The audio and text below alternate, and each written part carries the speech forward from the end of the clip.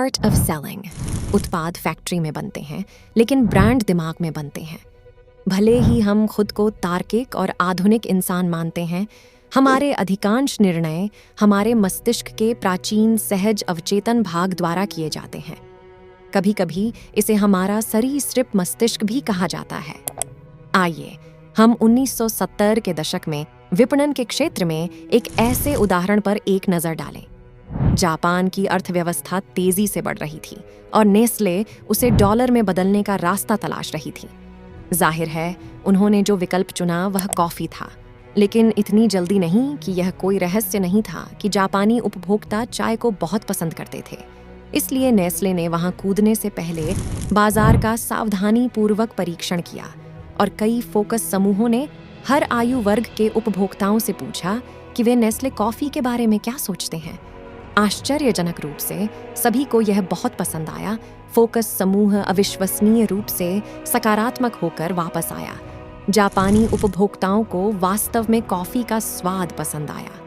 Nestle के अधिकारी उत्साहित हो गए और वे जापान में हर शेल्फ पर कॉफी रखने की एक रोल आउट योजना तैयार करने में जुट गए। विपणन और वितरण पर भारी रकम खर्च की गई और कॉफी एक धमाके के साथ बाजार में आ गई। और फिर यह उम्मीद के मुताबिक नहीं था। नेस्ले कॉफी बस थी, जापान में नहीं बेचेंगे। क्या खाली कॉफी शॉप से अधिक निराशाजनक कोई चीज है? इसका कोई मतलब नहीं है। हर अध्ययन से पता चला है कि नेस्ले कॉफी अगली बड़ी चीज होगी, लेकिन जापानी उपभोक्ता चाय पर अड़े रहे। जापानी उपभोक्ताओं को कॉफी का स्वाद पसंद आया, लेकिन उन्होंने इसे नहीं खरीदने का फैसला किया। इसने इस चुनौतीपूर्ण स्थिति का सामना किया। नेस्ले ने मार्केटिंग क्लटर रिपेल के सुपरस्टार को लाने का फैसला किया। शुरुआत के लिए अव्यवस्था निरसन आपका विशिष्ट बाजारिया नहीं था। वह वास्तव में एक बाल मनोचिकित्सक था जिसने ऑटिस्टिक बच्चों के साथ काम करते हुए वर्षों बिताए थे। लेकिन इसके कारण, इस अनुभव से उन्हें एक बात का यकीन हो गया कि लोग आपको यह नहीं बता सकते कि वे वास्तव में क्या चाहते हैं। उनका मानना था कि मनुष्य को प्रेरित करने वाली वास्तविक इच्छाएं अचेतन थीं और बहुत कम लोग ही उन्हें समझने के लिए पर्याप्त रूप से जागरूक थे। ये सरीसृप प्रवृत्ति है। अव्यवस्था के काम का एक उदाहरण जीप के नवीनतम मॉडलों के साथ था, जो बिक नहीं रहे थे और कंपनी यह समझ नहीं पा रही थी कि गोल हेडलाइट्स का उपयोग करने के सबसे अजीब सुझावों के साथ अव्यवस्था क्यों वापस आ गई। अव्यवस्था ने महसूस किया कि अमेरिकी उपभोक्ताओं के लिए एक जीप का मतलब आज़ादी है।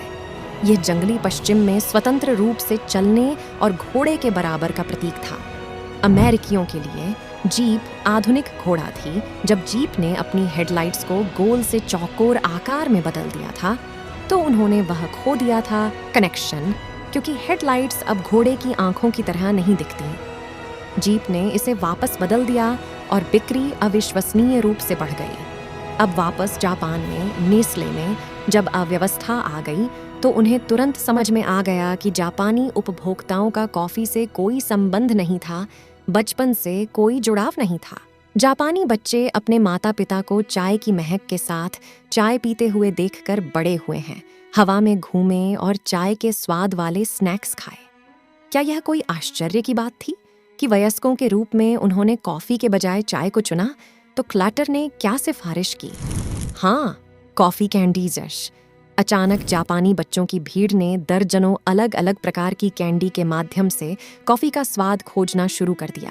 वहां से वे अंततः ठंड की ओर बढ़ गए।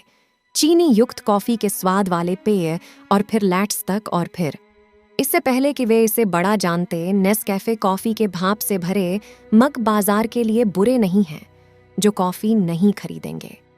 सिर्फ 40 साल पहले मुख्य बात यह है कि आप जो भी कहानी सुनाते हैं, वह खरीदार को हीरो बना देती है।